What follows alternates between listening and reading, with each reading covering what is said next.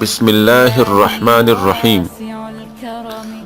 دشمن سے کیسے حفاظت ممکن ہے؟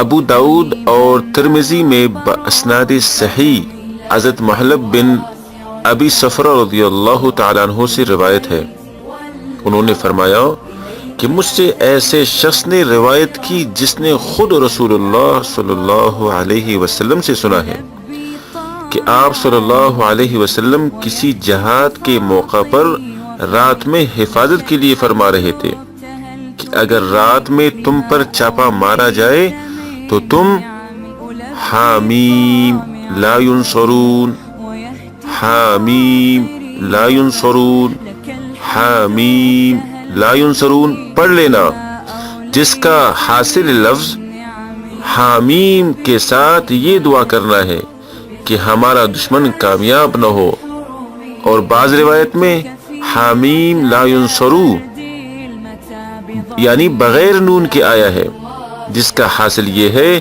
کہ جب تم حامیم کہو گے تو دشمن کامیاب نہ ہوگا۔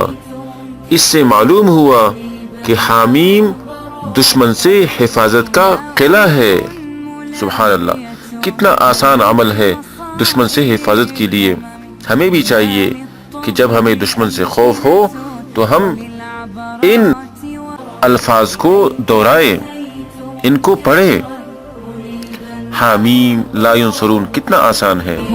میرے بزرگوں اور دوستوں، اس ویڈیو کو آگے شیئر کریں تاکہ اس کار خیر میں آپ کا مکمل حصہ ہو۔ والسلام علیکم ورحمۃ اللہ وبرکاتہ۔